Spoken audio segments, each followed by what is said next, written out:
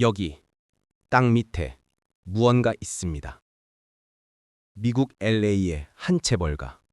태어나는 장소마다 알 수 없는 고통에 시달리며 죽어나갑니다. 갓 태어난 아기마저 밤새 비명을 지르며 멈추질 않습니다. 그들은 이 모든 재앙이 한 번도 본 적 없는 조상의 묘 때문이라고 믿었습니다. 수십억의 돈, 최고의 전문가들이 모였습니다. 그들은 그저 파묘, 즉 묘를 파헤쳐 관을 꺼내고 불태우면 모든 것이 끝날 것이라 생각했습니다. 여러분은 눈을 감고 소리만 들으셔도 이 영화의 모든 긴장과 감동을 느끼실 수 있습니다. 네 번째, 먼저 이 영화의 판을 짠 장재런 감독을 짚고 넘어가죠. 그는 한국형 오컬트의 장인입니다.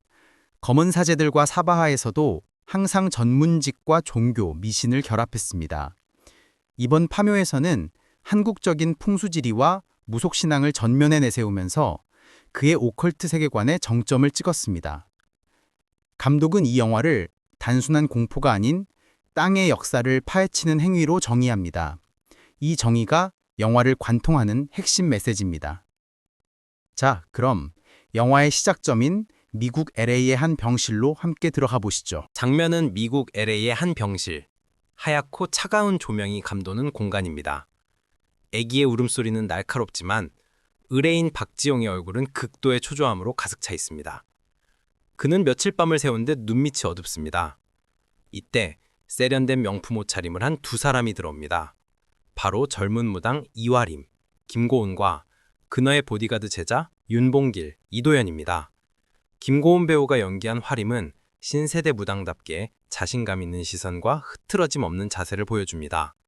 봉길은 온몸의 경문 문신을 살짝 드러내며 묵묵히 그녀를 보호합니다. 화림은 아기를 직접 보지 않고 병실의 창밖 먼 곳을 응시합니다. 그녀의 눈빛이 미세하게 떨리며 무언가를 감지합니다. 할아버지가 울고 있어요. 날 꺼내달라고. 묘가 아주 험합니다. 이건 몇바람입니다. 화림은 한국으로 돌아와 팀을 꾸립니다. 거액의 돈을 미끼로 끌어들인 인물은 40년 경력의 풍수사 김상덕, 최민식입니다. 최민식 배우는 인생의 풍파를 다 겪은 듯한 주름진 얼굴과 무겁게 가라앉은 시선으로 땅에 향한 경외심을 가진 상덕을 표현합니다.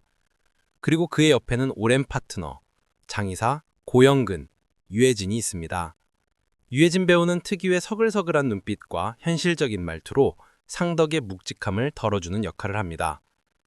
화림이 묘의 위치가 적힌 주소를 건넵니다. 상덕은 그 주소를 보자마자 안색이 급격히 굳어지며 고개를 젓습니다. 그의 동공이 불안하게 흔들리는 것이 명합주고입니다. 여긴 사람이 묻힐 때가 아니야. 여우가 범의 허리를 끊는 형상, 단맥인 자리야. 여긴 파는 게 아니야. 상덕이 말한 여우가 범의 허리를 끊는 형상이란 풍수지리상 한반도 지도 범의 전기가 흐르는 중요 부위를 날카롭게 끄는 최악의 흉지라는 뜻입니다. 장지영 감독은 이 대사를 통해 영화의 역사적 배경을 처음으로 암시합니다. 상덕은 거절의 의사를 단호하게 밝힙니다.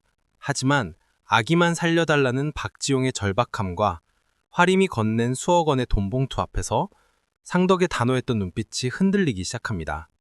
결국 그는 관만 꺼내 태운다는 조건하에 재앙의 중심지로 발을 들이게 됩니다. 묘에 도착한 네 사람. 하늘은 잿빛 넋구름으로 뒤덮였고 장대비가 쉴 새 없이 쏟아집니다. 주변 나무들은 검은 실루엣만 보일 뿐 을씨년스러운 분위기입니다. 상덕은 묘 앞에 쪼그려 앉아 흙을 손으로 쥐어붑니다. 상덕의 얼굴이 일그러집니다. 그는 흙을 코에 대고 냄새를 맡고 다시 혀에 대어 맛을 봅니다. 이마에는 식은 땀이 비 오듯 흐릅니다. 흙이 썩었어! 뱀이랑 지렁이가 뒤엉켜 있다고! 이런 건 처음 봐!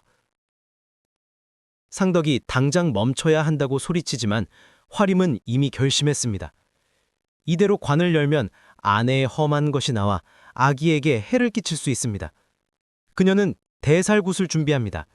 돼지 5마리를 희생시켜 귀신의 눈을 속이는 굿입니다. 이제 굿판이 시작됩니다. 화림의 모습을 상상해 보십시오. 그녀는 평소에 세련된 옷차림 대신 화려한 무복을 입고 있습니다. 눈빛은 이미 초점을 잃고 신의 영역으로 들어간 듯합니다. 그녀의 목소리는 날카로운 기압과 충문으로 변하며 빗속을 찢습니다. 그녀의 팔다리는 격렬하게 움직이며 땅에 서늘한 피를 뿌립니다. 김고은 배우의 온몸을 던진 연기가 화면 없이도 그 처절함을 전달합니다. 굿판이 절정에 달하는 동안 상덕과 영근은 비를 맞으며 관을 파냅니다. 사피 흙을 파고 들어가는 둔탁한 소리와 화림에 흐느끼는 듯한 목소리가 교차합니다. 마침내 관이 모습을 드러냅니다. 영근의 표정이 일순간 당황으로 바뀝니다. 관은 조선시대 묘라기에는 너무 크고 너무 화려하며 낯선 일본식 문양이 새겨져 있습니다.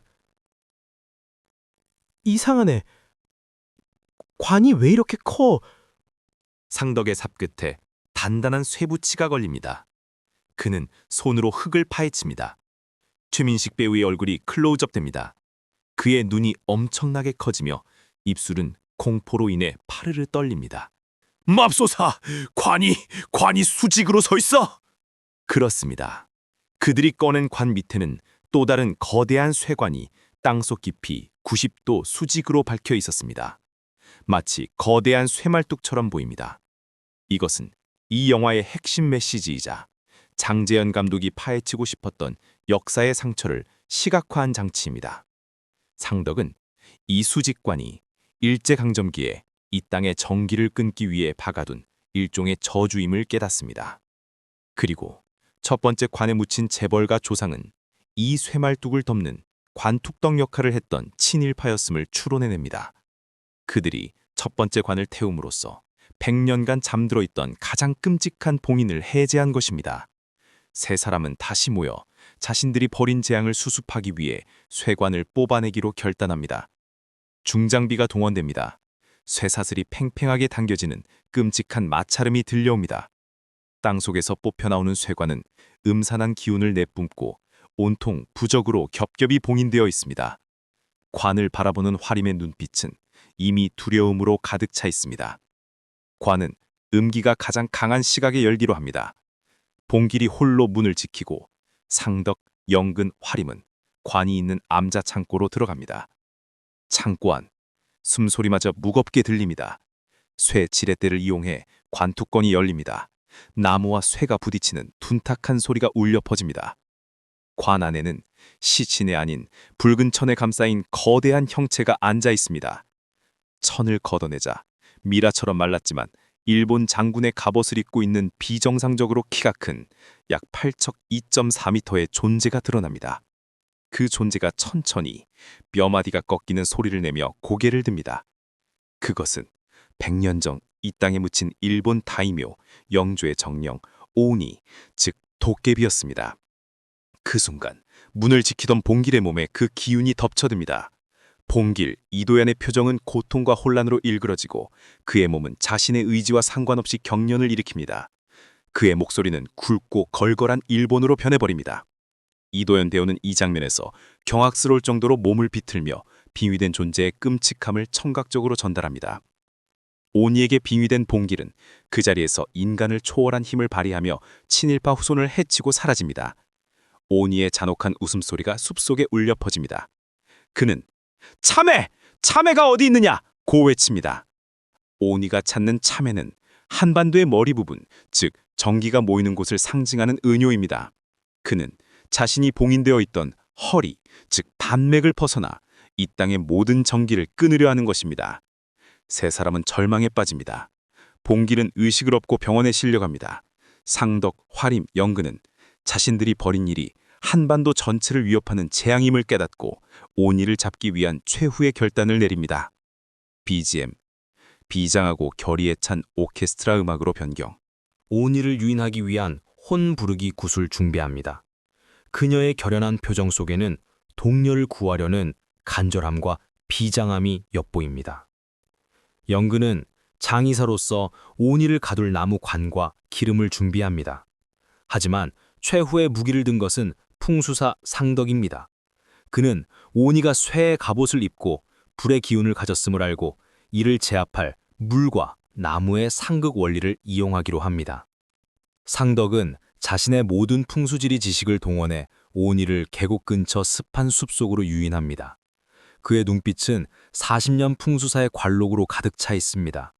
그는 오니를 향한 두려움 대신 자신의 땅을 지키겠다는 강한 의지를 내보입니다. 오니가 나타납니다. 거대한 그림자가 숲을 뒤덮는 듯한 긴장감이 고조됩니다. 오니는 숨소리 없이 상덕과 연근을 공격합니다.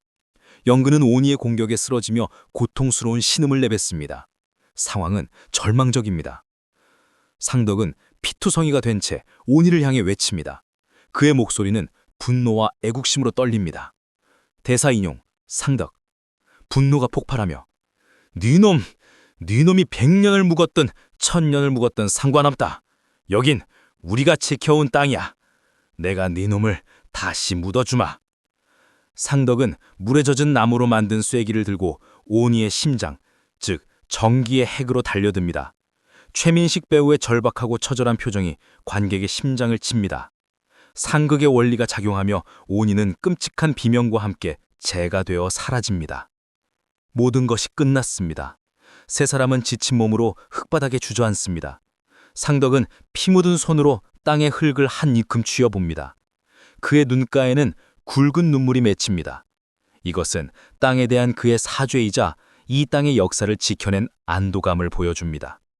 이 영화는 결국 우리가 잊고 있던 땅의 상처를 파헤치는 역사적 의무감에 대한 이야기였습니다. 처음에는 돈 때문에 모였던 네 사람이 결국은 자신들의 직업적 소명과 이 땅을 지키겠다는 의지로 하나가 됩니다. 최민식, 유해진의 묵직하고 노련한 연기는 영화의 뼈대를 이루었고 김고은, 이도연의 신들린 듯한 에너지는 젊은 피를 불어넣었습니다.